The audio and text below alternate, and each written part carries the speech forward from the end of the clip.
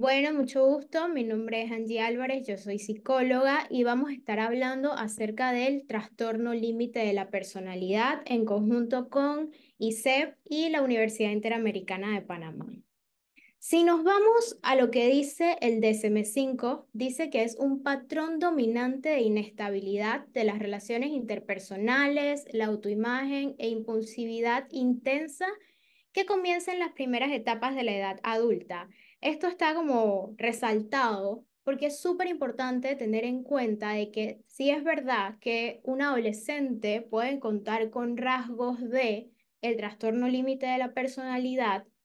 Sin embargo, el DSM-5 nos estipula que para hacer este diagnóstico tiene que estar en las primeras etapas de la edad adulta porque sabemos que los adolescentes son muy cambiantes, están experimentando el mundo. Para poder hablarles acerca de una persona que padece este trastorno, les voy a hablar primero acerca de qué se espera de aquellas personas que no padecen este trastorno para poder hacer esta diferenciación.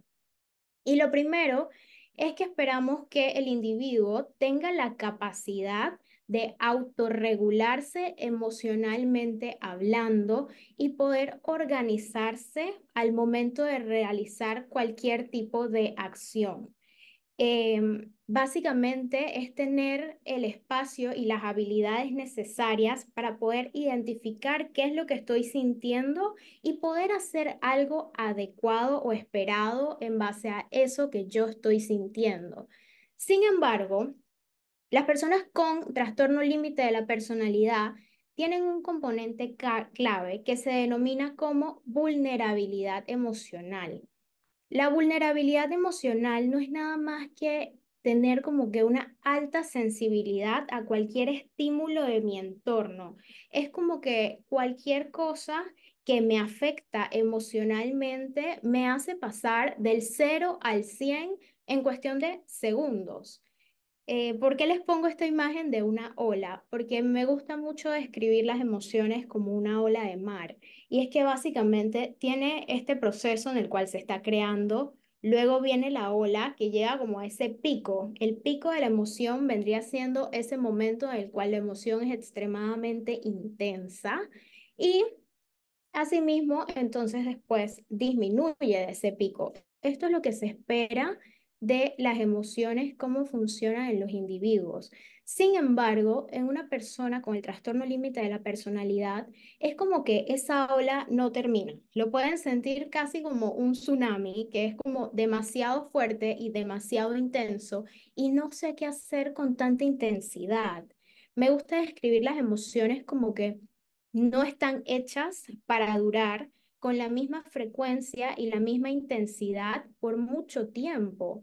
Entonces, las personas que padecen el trastorno límite de la personalidad tienen este componente clave en el cual tienen un retorno a la calma muy lento. Es decir, esa emoción es tan intensa que puede demorar horas, días o semanas en volver como a disminuir poco a poco esa emoción incómoda. No hablo de emociones negativas ni positivas, hablo de emociones agradables de sentir y emociones desagradables de sentir. Entonces, ¿qué sucede? Que estas personas tienen intentos recurrentes de evitar a toda costa esa emoción incómoda o esa emoción desagradable, esta emoción que me provoca algo que no me hace sentir bien, lo cual me lleva a tener un comportamiento impulsivo. Me gusta esta frase de no siempre es un me quiero morir, a veces es un no sé qué más hacer.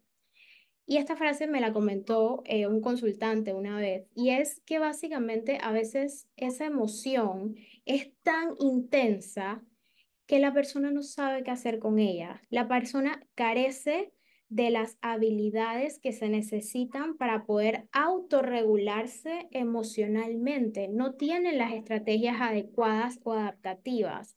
Entonces, todo su comportamiento va en base a no quiero sentir este malestar. Entonces, ¿qué hago? Tengo conductas para suicidas, que es básicamente atentar contra mí mismo sin intención de morir. Ejemplo. me siento demasiado enojado o me siento demasiado triste porque tuve una discusión con una persona importante para mí, o porque terminé con mi pareja, o porque fracasé en un parcial. Entonces, ¿qué hago?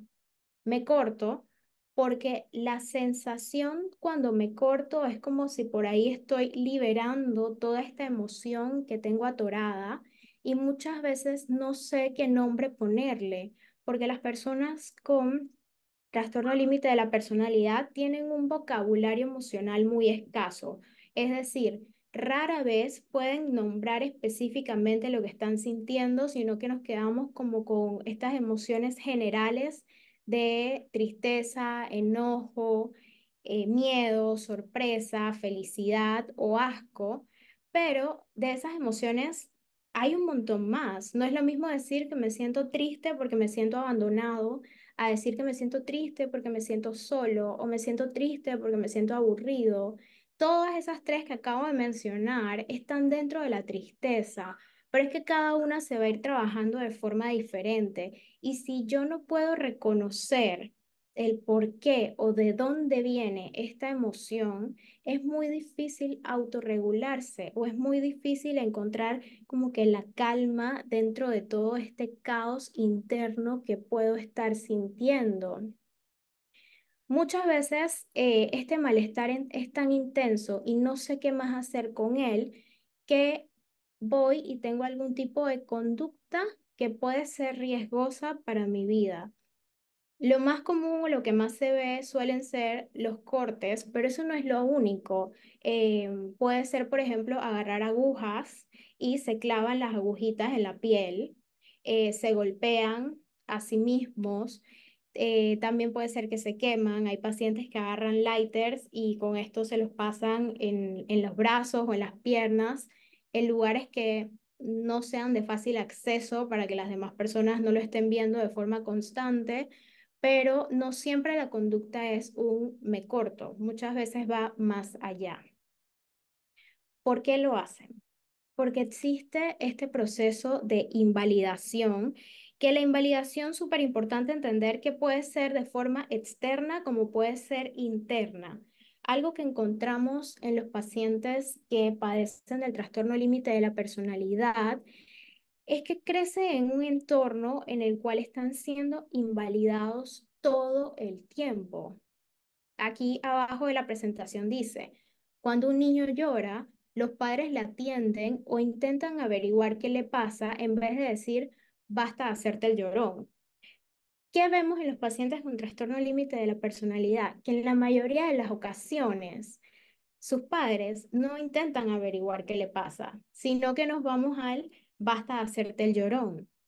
Entonces, este niño, este adolescente o esta persona va creciendo como con una capacidad reducida de poder identificar lo que está sintiendo y como no lo puede identificar y no sabe qué hacer con él, exploto. ¿Por qué? Porque no tengo otras herramientas. El niño cuando va creciendo y se cae y comienza a llorar y viene la mamá y le dice, o viene el papá y le dice, ay, estás llorando, estás triste, ¿por qué lloras? Entonces ya el niño comienza a asociar, ok, lloro, tristeza y comienza a crear como que estas conexiones. Pero ¿qué conexión creas cuando vienen estas personas que son tus cuidadores y te dicen, basta y deja de hacerte el llorón? O tú tienes que ser fuerte, o los hombres no lloran. No estoy realizando estas conexiones y no sé qué hacer con esto. Ya yo sé que si estoy triste, lloro, pero si acá me dicen basta de hacerte el llorón, es como, ok, entonces no puedo llorar, pero ¿qué sí puedo hacer? También vemos mucho dentro de la invalidación es que mi mamá no me cree, es que mi papá no me cree, es que no tengo con quién hablar. Entonces hay muchos límites difusos dentro de la crianza de estas personas. Lo que hoy está bien, mañana no está bien, y lo que mañana no está bien, pasado sí está bien. Entonces, este niño va creciendo como con este diálogo en el cual no sé qué hacer porque no sé en qué momento van a explotar conmigo, no sé en qué momento me van a regañar, no sé en qué momento me van a aplaudir.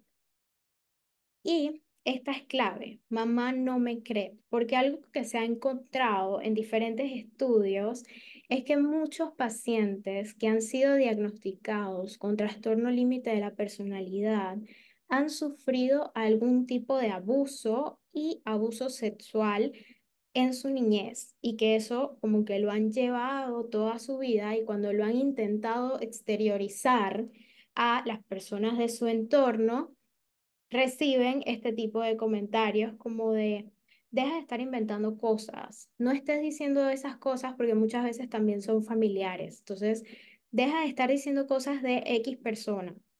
Y al final se mantienen en este diálogo en el cual hay una invalidación constante.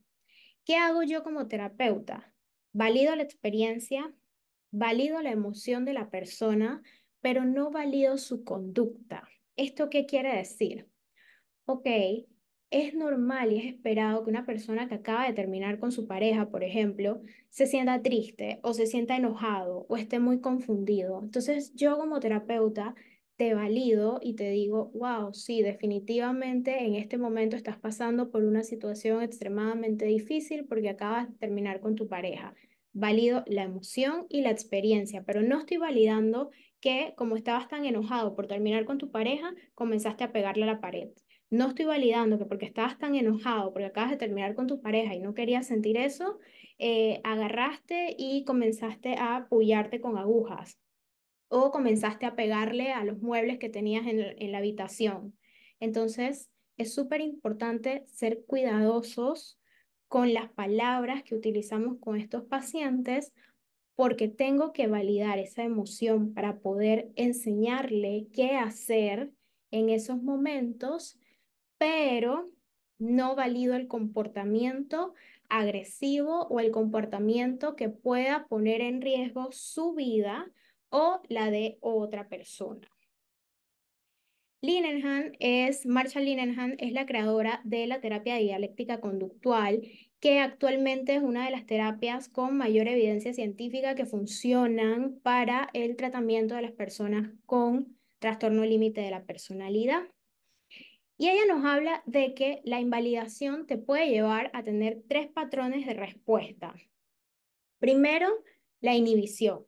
Me quedo callado y no expreso lo que estoy sintiendo. Volvemos a que no saben lo que están sintiendo en muchas ocasiones. Entonces, me quedo en silencio, pero en verdad por dentro estoy lleno de rabia. Al mismo tiempo los lleva a tener una percepción negativa de sí mismos de forma constante. Una frase que repiten bastante es como, es que me odio, o es que yo soy un inútil, o es que yo no sirvo para nada. Entonces tienen este diálogo bastante agresivo en contra de su persona.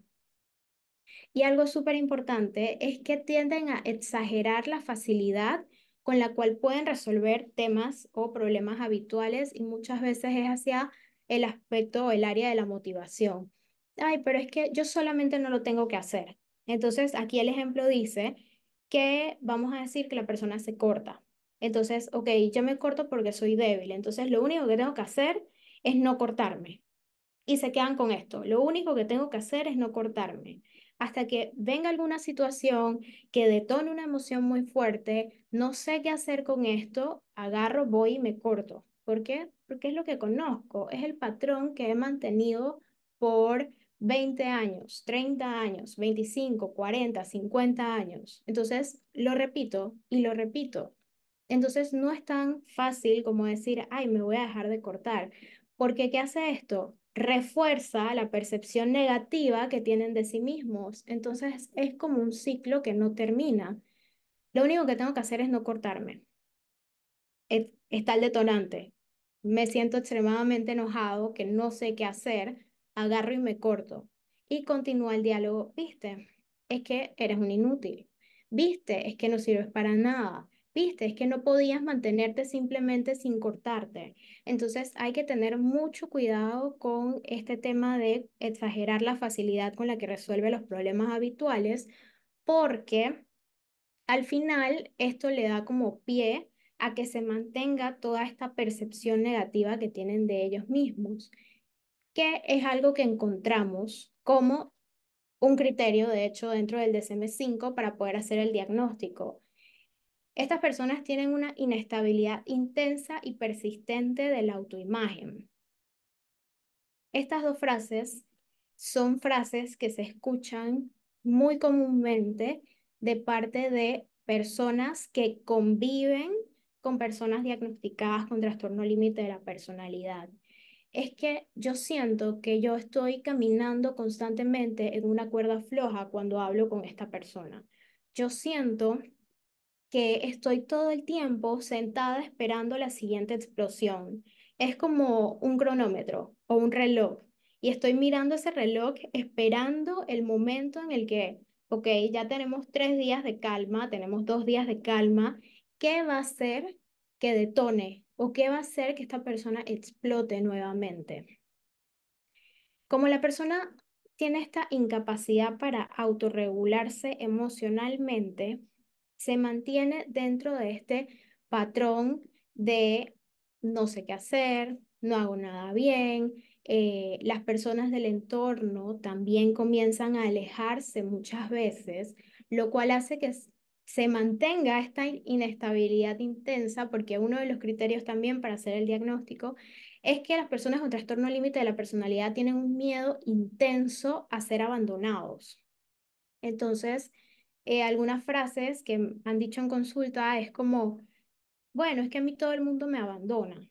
Entonces, cargan de responsabilidad a las personas del entorno sin sentarse a revisar qué es lo que está pasando de forma interna. Las personas del entorno llega un momento en el cual ya no quieren mantener ningún tipo de relación con esta persona porque es imposible mantenerte caminando en una constante cuerda floja o estar esperando constantemente la siguiente explosión. Entonces volvemos a que es como un ciclo en el cual el individuo diagnosticado o que creemos que tiene un diagnóstico de trastorno límite de la personalidad se mantiene haciendo lo mismo y se mantiene dentro de este malestar porque está evitando a toda costa sentirse mal, pero esa evitación de sentirse mal lo que está haciendo es que como que sus miedos o todas aquellas cosas que no quiere que sucedan, al final terminan pasando. ¿Qué es? No quiero que me deje mi pareja, puede dejarla la pareja. No quiero que mis amigos me abandonen, pueden abandonarlos los amigos, porque es muy difícil mantener ese ciclo. Las relaciones interpersonales efectivas dependen de tener una estabilidad, dependen de yo sentirme bien. Si yo no estoy bien, no puedo mantener relaciones 100% sanas con las personas de mi entorno. ¿Por qué? Como no sé cómo autorregularme, constantemente estoy teniendo explosiones en contra de estas personas y al final lo que produce es que se alejen. ¿Qué se hace dentro de la terapia? ¿Qué hacemos con este paciente? Lo primero, entrenamiento en habilidades. No quiere sentir malestar, pero es necesario.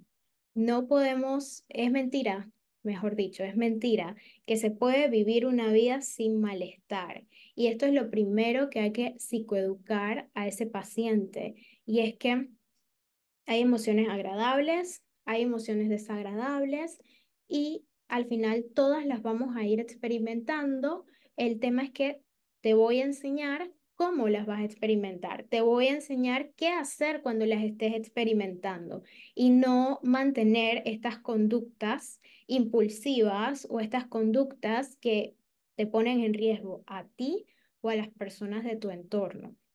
¿Qué vendría siendo el segundo objetivo? Reducir o eliminar las conductas impulsivas.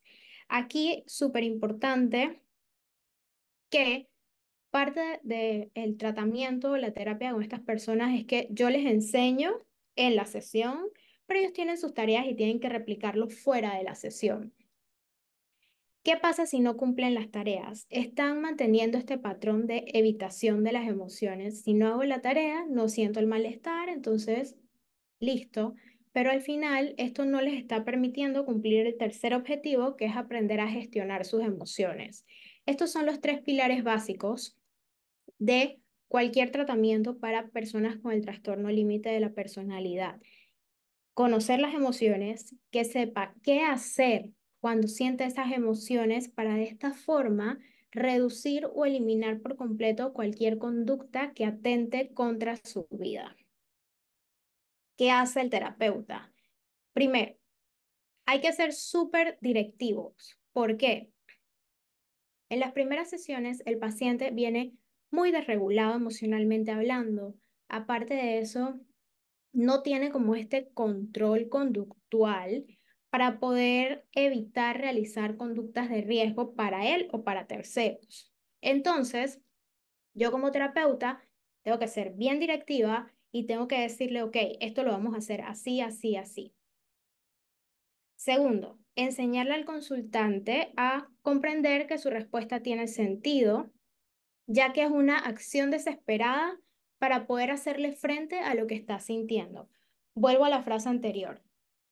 Valido la emoción, valido la experiencia, pero no valido su conducta. ¿Cómo el terapeuta valida o cómo le demuestro a ese paciente que estoy aquí? A través de la escucha activa y aceptando lo que me está diciendo. Algo muy importante para que la terapia sea efectiva y no únicamente con pacientes con este diagnóstico, sino cualquier tipo de terapia. Tiene que haber un buen rapport, tiene que haber una buena alianza terapéutica. Si el paciente no se siente cómodo o si el terapeuta tampoco se siente cómodo, hay que aprender a identificar cuándo tenemos que referir casos. No podemos tratar todo y yo como terapeuta tengo que conocer mis límites y decir, ok, en verdad esto no me hace sentir cómodo, esto es como algo que no tengo el conocimiento para poder afrontarlo y saber en qué momento lo puedo referir, porque si no, tratar a un paciente con un diagnóstico de trastorno límite de la personalidad puede ser bastante agotador para los terapeutas. Y es como este ciclo constante en el cual te estoy enseñando habilidades, no las estás haciendo, agarras y te lastimas nuevamente, te cortas, te quemas, te entierras agujitas y comenzamos de cero. ¿Qué pasa con los pacientes que tienen el trastorno límite de la personalidad? Tienen una alta tasa de abandono a la terapia. Entonces, importante la alianza terapéutica. Y otras de las cosas más importantes es que tiene que haber objetivos claros.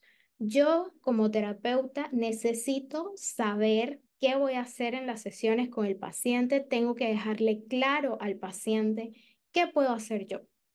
Yo no le puedo prometer a ningún paciente, ay, mira, lo que pasa es que ya tú no te vas a sentir triste o ya tú no te vas a sentir enojado, porque al final esas son emociones y son necesarias, no las vamos a eliminar. Entonces, cuidado con el diálogo que se está manteniendo dentro de las sesiones. Yo le puedo decir al paciente, mira, yo te voy a enseñar estas habilidades o estas estrategias para que tú las puedas comenzar a implementar cuando te sientas de esta forma. Pero no le digo, no, ya nunca más te vas a sentir así, porque es mentira. El malestar es parte del simple hecho de estar vivos. Como les mencionaba anteriormente, la terapia dialéctica conductual o DBT, sus siglas en inglés, está diseñada por Marshall Linehan y es una terapia muy organizada y muy estructurada, en el cual yo le enseño al paciente en la consulta y él lo replica fuera de la consulta. Puede pasar que yo tengo sesión por sesión estructurada, qué le voy a enseñar, qué habilidades toca esta sesión, qué habilidades toca en la siguiente sesión, pero si llega el paciente con un malestar muy fuerte, dentro de la estructura de la DBT hay que priorizar el malestar que puede llegar a sentir el paciente en ese momento. Entonces, también como terapeutas hay que ser un poco flexibles y no querer mantenernos rígidos en cuanto al tratamiento que vamos a estar dando, porque si no, también el paciente se lo lleva como una invalidación de parte de su terapeuta. El terapeuta no me escuchó o al terapeuta no le interesó o no le importó lo que a mí me está pasando. Entonces, va a haber momentos en donde haya que priorizar el malestar que tiene el paciente en ese momento, pero no todo el tiempo, porque puede ser una estrategia o un mecanismo de ese paciente para evitar el malestar que puede sentir al momento de realizar las tareas, al momento de hablar sobre algo en la consulta o al momento de poner en práctica todas las habilidades. El objetivo fundamental que se busca con los pacientes con trastorno límite de la personalidad es que el paciente pueda incluir en su vida diaria habilidades que les permitan primero regular su emoción para así regular su conducta. Si yo no sé lo que estoy sintiendo, no sé cómo tratarlo y por ende voy a actuar en el mismo patrón que ya conozco. Entonces, el paciente tiene que aprender de todo lo que puede estar sintiendo, qué nombre se le puede dar para poder hacer algo al respecto. Si nos vamos al DCM, estos son los criterios que salen en el DCM que son necesarios para poder hacer ese diagnóstico de trastorno límite de la personalidad. Esfuerzos desesperados para evitar el desamparo real o imaginario. Esto es súper importante porque a veces no es un mi pareja me intentó dejar, a veces es un yo creo que mi pareja me quiere dejar. Entonces, importante explicarle esta parte a los pacientes para poder diferenciar lo que es real versus lo que te está diciendo tu mente que puede pasar. Escuchaba un testimonio de una paciente diagnosticada con trastorno límite de la personalidad y comentaba que, por ejemplo, parte de este intento desesperado para evitar el abandono es que hago lo que tengo, lo que sea que esté a mi alcance para que no me dejen, real o imaginario. Entonces, parte de esto puede ser, estoy en mi casa, está lloviendo, terminé con mi pareja, no tengo auto, no tengo dinero para una aplicación de Uber, entonces agarro y comienzo a correr debajo de la lluvia para poder llegar a la casa de mi pareja y hablar con esta persona. Entonces, pueden ser conductas que pueden ser riesgosas para el individuo, pero es simplemente hacer lo que sea para que no me dejen. ¿Por qué? Porque me da miedo. Patrón de relaciones interpersonales inestables e intensas que se caracteriza por una alteración entre idealización y devaluación. Hoy eres increíble, eres la mejor persona del mundo, eres la mejor terapeuta, me encanta tu trabajo o eres mi mejor amigo, me encanta hablar contigo, me siento súper escuchada, hasta que ese mejor amigo no le contestó el celular en un momento de crisis. Nos vamos al otro lado. Es que es la peor persona. No me escucha, me siento sola. Entonces es como este constante de eres lo máximo a ya no eres, no te quiero en mi vida. Hay una alteración de la identidad, que esto lo hablamos antes, y persistente del sentido del yo. Tienen este diálogo bastante agresivo con ellos mismos, entonces hay que tener cuidado con este diálogo porque eso mantiene el malestar por muchísimo más tiempo. Hay impulsividad en gastos, tienen conductas sexuales muy inapropiadas la mayoría del tiempo, tienen muchas parejas sexuales. Gastos puede ser, ay, es que me gasté, me pagaron hoy y hoy me gasté toda la quincena y ahora no tengo para pagar mi casa. Esto es principalmente cuando me siento mal. Me siento extremadamente triste, me siento extremadamente enojado, entonces voy, me gasté la mitad de la quincena en no sé, en un shopping y luego no tengo para pagar mi casa. ¿Por qué? Porque en ese momento no sabía qué más hacer. Entonces estoy buscando cómo escapar de la emoción. Y entre ir y gastarme este dinero o quedarme en mi casa, prefiero gastarme este dinero porque no tengo tiempo para pensar, no tengo tiempo para sentir, voy a estar ocupado.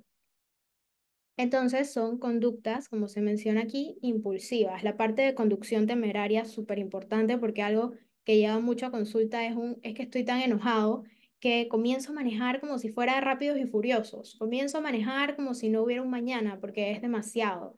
También Hay comentarios como, es que comienzo a manejar como loco a ver si me estrello y esto termina. Entonces, hay que revisar todas esas conductas impulsivas. Y claro está los atracones alimentarios. Comportamiento, actitud o amenazas recurrentes de suicidio o conductas autolesivas. Como mencionaba anteriormente, no siempre es un me quiero morir, a veces es un no sé qué más hacer, pero esto es lo primero que hay que tratar porque obviamente para que la terapia funcione y para poder brindarle herramientas y técnicas a este individuo, necesito mantenerte con vida. Entonces, esto es lo que hay que priorizar para que el paciente entienda su importancia de venir a las sesiones y de poner en práctica todo lo que se trabaja en las sesiones. Inestabilidad afectiva. Por ejemplo, episodios intensos de disforia, irritabilidad o ansiedad que generalmente duran unas horas, rara vez más de unos días. Lo que les mencionaba de la ola. Es como que una persona sin trastorno límite de la personalidad va a transitar esa ola, se va a generar, va a tener su pico y luego va a bajar. En las personas con trastorno límite de la personalidad, ese pico dura muchísimo más tiempo. Entonces va a estar como más intensa toda esa emoción y por ende todos los comportamientos. Sensación crónica de vacío. Esta es súper importante. Y hay una pregunta que a mí me parece clave, que hay que hacerla siempre sí o sí en consulta, es una no negociable, y es esta parte de ¿desde hace cuánto tiempo te sientes así?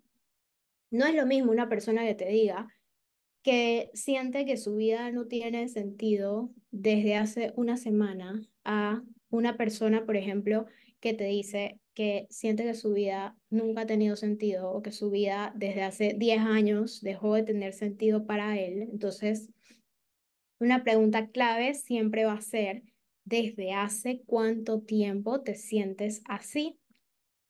Dentro de las sesiones es importante ponerle un número al malestar. Es importante cuantificarlo porque yo necesito medirlo. No es lo mismo que tú me digas que lo que pasa es que me la paso enojado la mayoría de las veces de la semana o la mayoría de los días.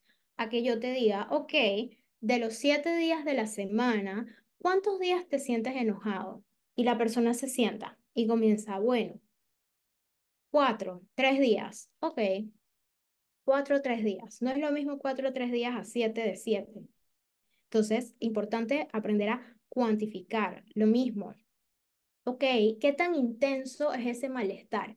Del 1 al 5, donde 5 es mucho y 1 es poquito. Y esta parte es súper importante.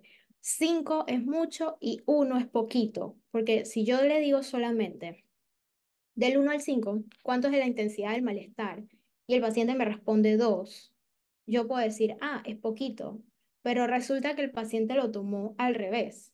Y para él 5 es poquito y 1 es mucho. Entonces hay que clarificar. En sesión no se deja nada abierto para asumir. Enfado inapropiado e intenso, dificultad para controlar la ira.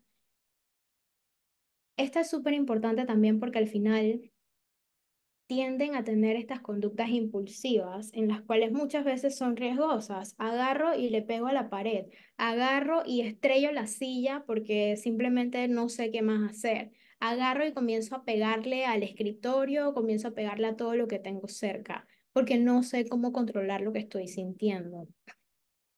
Ideas paranoides transitorias relacionadas con el estrés o síntomas disociativos graves. Puede pasar que los pacientes te digan como, es que tengo esta laguna mental, es que no me acuerdo qué hice ayer, o es que no me acuerdo qué hice hace 2 días, o no me acuerdo cómo llegué aquí a la consulta.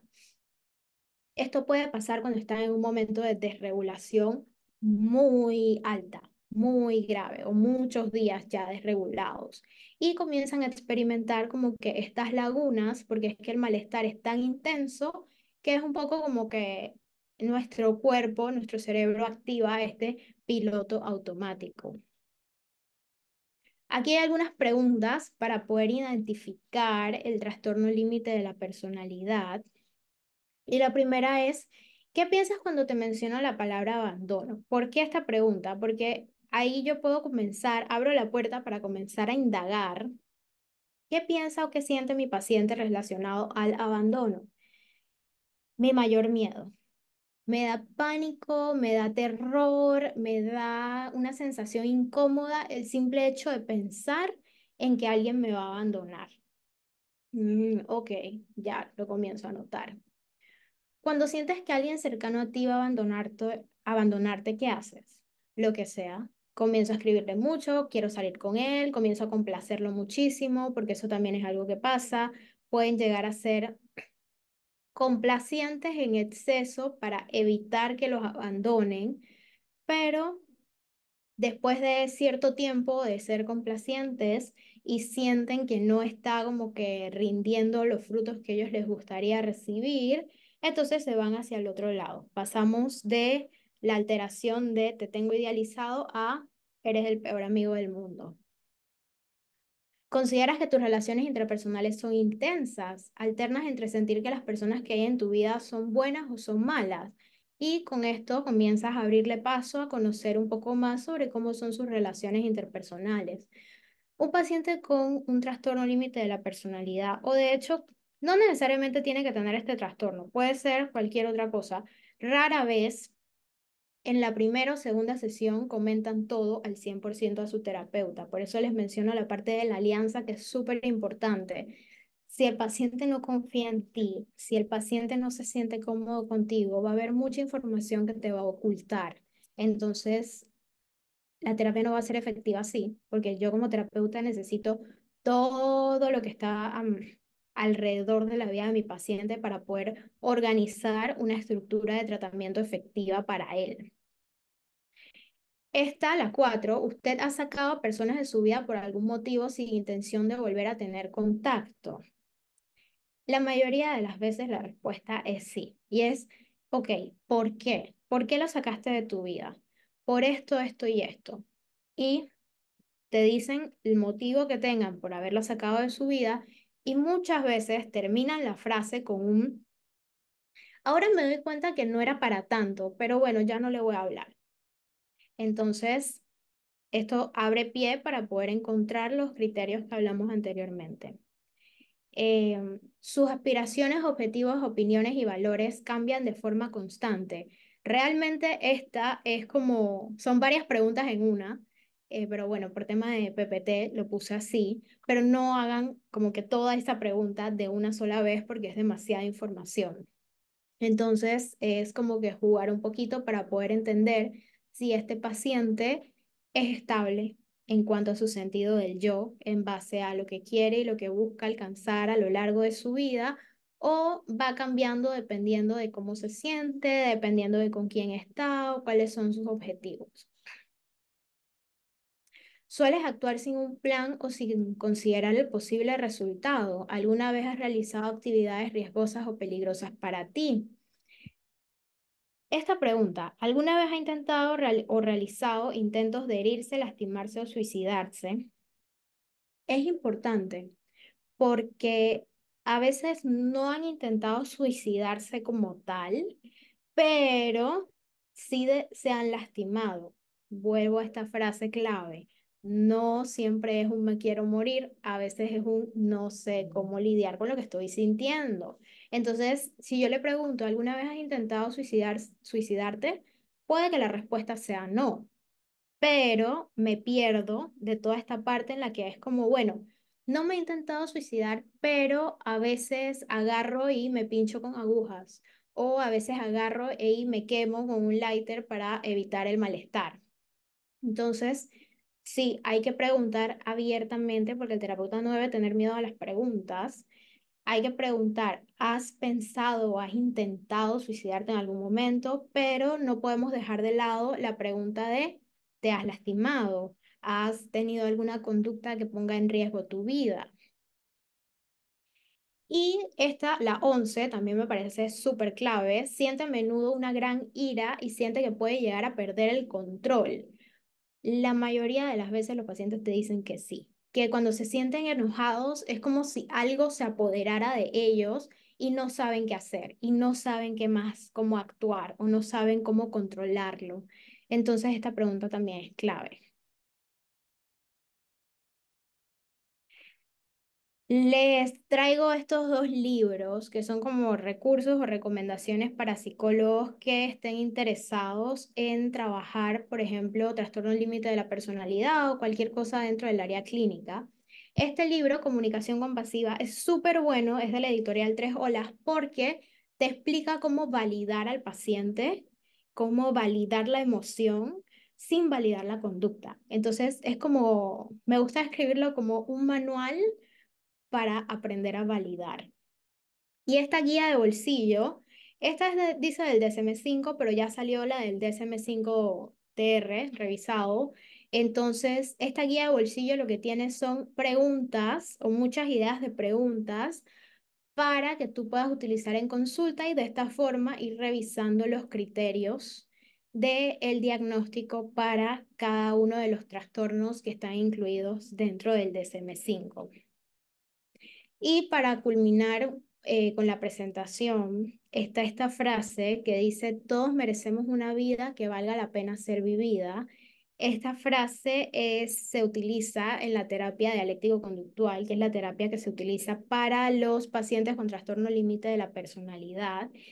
Y me encanta para poder hacer el cierre, porque al final que hayas pasado toda tu vida con un malestar o que hayas pasado toda tu vida sintiéndote de X forma, sintiéndote triste, sintiéndote enojado, no quiere decir que vas a pasar el resto de tu vida sintiéndote así. Si tomas los pasos necesarios como acudir a atención psicológica y poner en práctica todo lo que aprendas en esas sesiones, no te vas a seguir sintiendo así el resto de tu vida. Obviamente van a haber cosas que van a cambiar. Entonces, esta frase también siento que va mucho para los terapeutas, porque tratar trastorno límite de la personalidad puede ser muy agotador y puede llegar a ser bastante frustrante, pero siempre y cuando recuerdes como psicólogo que tu trabajo es enseñarle estas herramientas para que ellos aprendan a afrontar ese malestar. Y recuerdes esta frase, siento que puede hacer que el proceso sea un poco más transitorio, un poco más sencillo de poder manejar en el día a día. Así que muchísimas gracias por toda su atención y si alguien tiene alguna pregunta.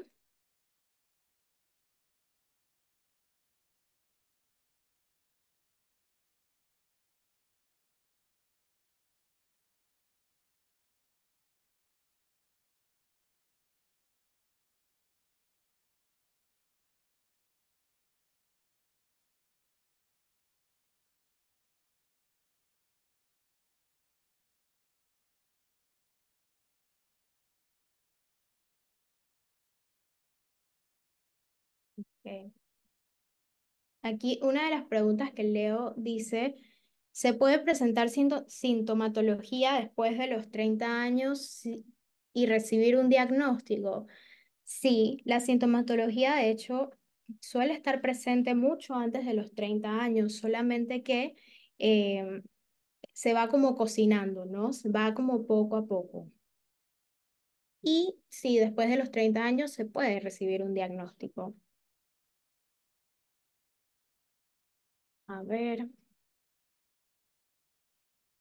¿Cuáles son las negligencias en la formación de la personalidad que hace que se desarrolle el trastorno límite de la personalidad? Va muy ligado a que suele haber también un componente genético, o sea, si mi familiar tenía el trastorno límite de la personalidad, yo puedo tener una mayor predisposición genética. También está la parte de ¿cómo fue tu proceso de crianza? ¿Creciste en este ambiente invalidante o eras validado de pequeño? Esto es súper importante al momento de ir creciendo y todas las experiencias que han ido pasando. Déjame ver. El trastorno límite de la personalidad y borderline sí es lo mismo. El borderline vendría siendo la palabra en inglés de límite. Esta pregunta, ¿es posible que una persona con trastorno límite de la personalidad también tenga asociado un trastorno narcisista de la personalidad? Bueno, ahí es súper importante siempre revisar el DSM-5. Te habla de una parte que habla de diagnósticos diferenciales, que suelen ser diagnósticos que se parecen al que tú quieres hacer, pero te lo dejan ahí como para que tú revises si en verdad es o no es. Y también está la parte de las comorbilidades, que son diagnósticos que pueden estar asociados. Sin embargo, cuando hablamos de diagnósticos de personalidad, rara vez se diagnostica más de uno. Entonces, o suele ser trastorno límite de la personalidad o suele ser narcisista de la personalidad.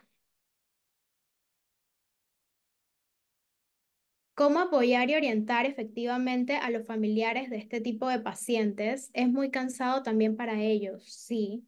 Es totalmente agotador también para los familiares. Entonces, parte del tratamiento es agarrar y tener como que un abordaje integral, ¿no? Incluir a la familia dentro de todos estos procesos para que la familia también entienda que esto no es malcriadez o esto no es solo manipulación. En verdad hay algo más allá que ellos necesitan para poder vivir una vida que valga la pena vivir.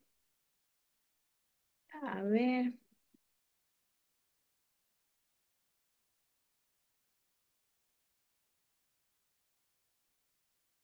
en caso de ser genético, ¿hay manera de cambiar esos pensamientos? Sí, de hecho, la parte genética, como lo mencioné anteriormente, es como puede ser una predisposición que dependiendo de mi ambiente puede despertar o no despertar, pero al final todos estos pensamientos y todas estas conductas que tienen estos pacientes sí se pueden cambiar a través de este proceso de entrenamiento de habilidades. Y a ver, creo que ahí respondí todas las que estaban por ahí. No sé si estoy revisando el chat a ver si me faltan algunas otras.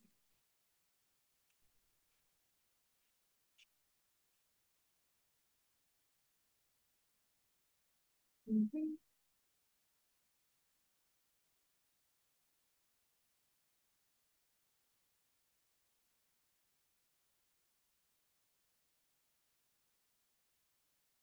Ok, esta pregunta es súper importante. ¿Qué debemos tener en cuenta si nuestro consultante ha sido previamente diagnosticado y está actualmente tomando medicamentos psiquiátricos? Bien, es importante la parte psiquiátrica también.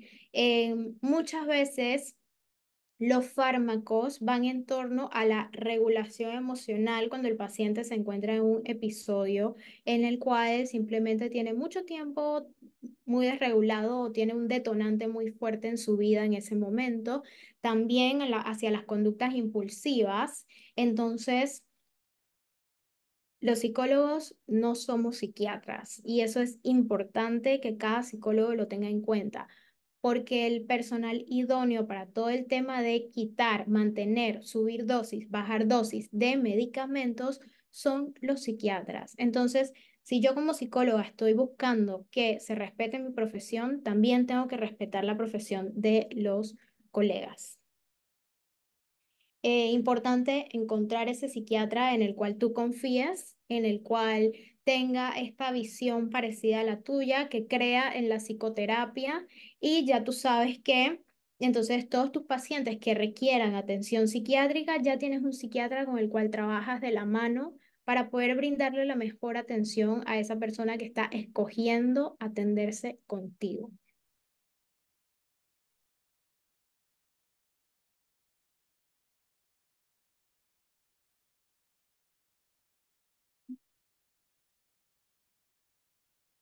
¿Qué síntomas o conductas deberían llevar a surgir que el paciente sea internado? Cualquier conducta que ponga en riesgo su vida. Si es un paciente que estoy escuchando que en verdad se quiere morir o que ya tiene un plan estructurado o que simplemente se encuentra tan desregulado, tiene un momento de ira demasiado intensa, entonces lo mejor es sugerirle llevarlo a que sea internado en algún instituto.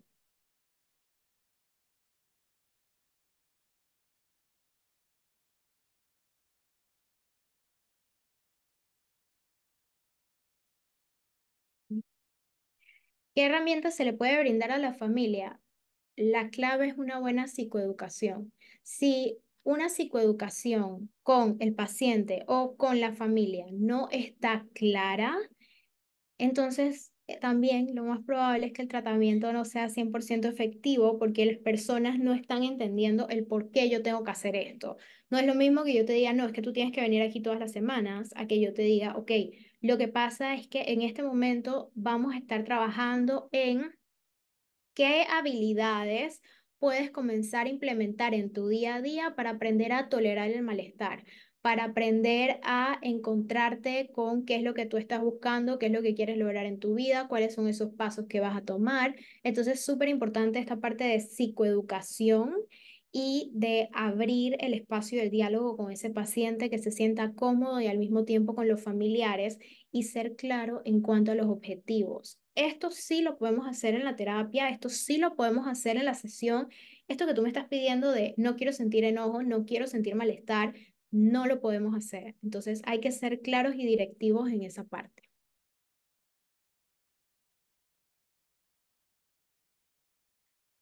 El diagnóstico, ¿a quién le corresponde? ¿Lo hace el psiquiatra o se trabaja en conjunto psiquiatra-psicólogo? El diagnóstico lo puede hacer un psiquiatra como lo puede hacer un psicólogo también. Súper importante, cualquier diagnóstico que como psicólogo vayas a dar, apliques pruebas para tener un respaldo de ese diagnóstico que tú estés dando. Hay muchísimas pruebas para medir la personalidad. El MMPI es muy buena, es bastante largo, tiene la versión corta que son 300 preguntas y la versión larga que son 555 más o menos, si no estoy mal. Y entonces esa es una de las más completas y está el PAI también que es bastante buena. Entonces es acompañar ese diagnóstico de pruebas. Sí, la bipolaridad y el trastorno límite de la personalidad se confunden muchísimo. Entonces, es muy importante hacer una evaluación exhaustiva. Em, Ahí la principal diferencia que podemos notar es que en la bipolaridad están los episodios o de manía o de hipomanía, el tema del sueño, pero es importante acompañarlo por eso, de la parte de las pruebas y revisar bien ese DSM-5, esos criterios, que no se me vaya a escapar ninguno.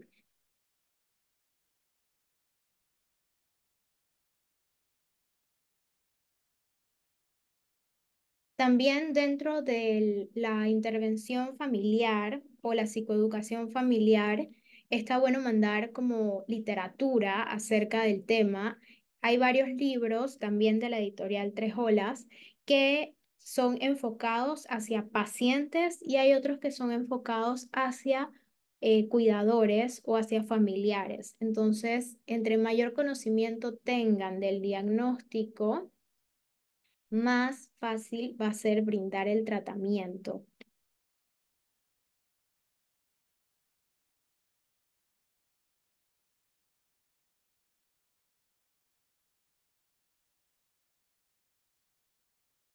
A ver,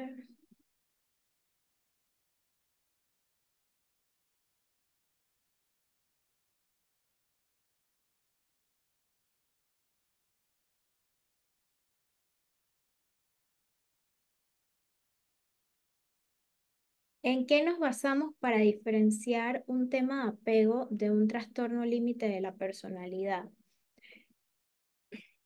Aquí entra también un poquito las corrientes terapéuticas, pero por ejemplo, cuando hablamos de apego va más que todo hacia esa niñez, hacia la crianza.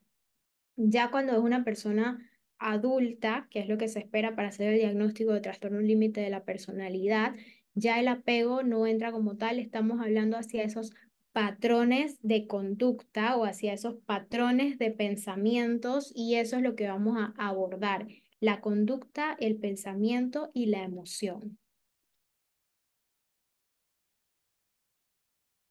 ¿Se puede diagnosticar trastorno límite de la personalidad a un paciente de 20 años o aún es pronto para desarrollar estas conductas? Sí se le puede diagnosticar a un paciente de 20 años. Se dice que hay que esperar hasta que el paciente sea mayor de edad, básicamente, ya 20 años es mayor de edad, pero Eso no quiere decir que las conductas no estaban previas. Eso no quiere decir que ay, a los 20 años comenzó a desarrollar todas estas conductas. No. Estas conductas se van cocinando a lo largo del tiempo hasta que llega este momento clave en el cual la desregulación puede llegar a ser bastante alta.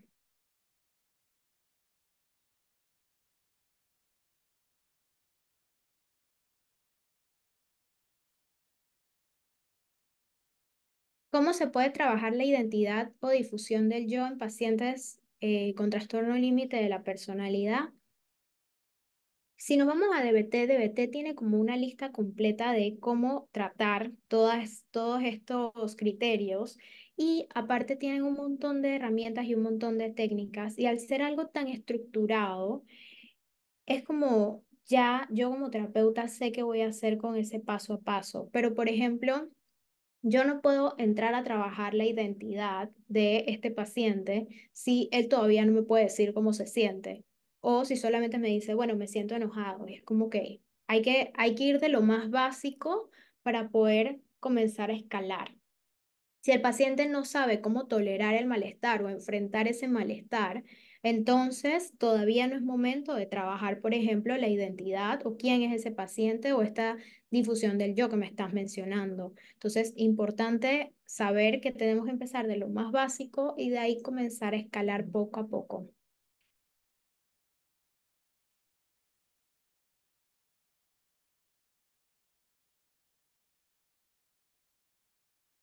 Mm,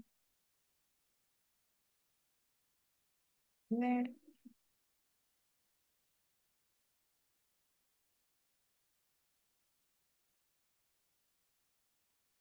Esta se ha repetido y es que he visto algunos artículos en línea que hacen referencia a los tipos de trastorno límite de la personalidad, como impulsivo, silencioso, y si realmente existen diferentes tipos. Puede ser que la persona tenga conductual más común, es decir, tiendo a explotar más, tiendo a quedarme más callado, tiendo a no hablar acerca de mis emociones hasta llegar al punto de explotar, que paso del 0 al 100.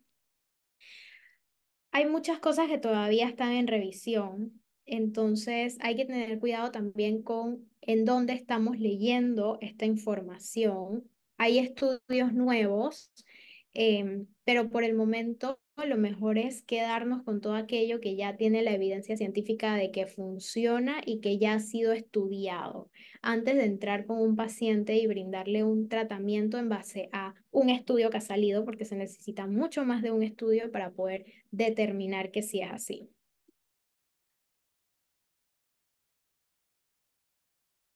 Normalmente uno de los parámetros claves para el diagnóstico debe ser ideación suicida. Si el consultante no presenta ideación suicida, ¿sería un criterio que no se tendría en cuenta? Sí. Si el paciente no tiene ideación suicida, entonces no lo tomo en cuenta como un criterio diagnóstico en este caso porque el paciente no lo está presentando. Así que listo. Creo que ya he respondido todas las preguntas que estaban aquí en el chat. De igual forma, pues cualquier duda queda a la orden. Y muchísimas gracias por acompañarme hasta este momento. ¿Quieres estar al día de todo lo que ocurre en ISEP?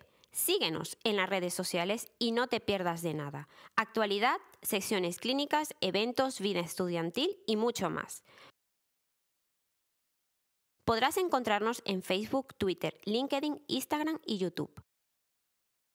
Conviértete en el protagonista de nuestros perfiles sociales. Cuéntanos cómo está siendo tu experiencia en ISEP. Muéstranos tu día a día, comparte las fotos de tus mejores momentos y recuerda de etiquetarnos o de usar el hashtag experiencia ISEP. Así podemos compartir el contenido con el resto. ISEP, un lugar donde las grandes cosas pasan. Con ISEP siempre sumas.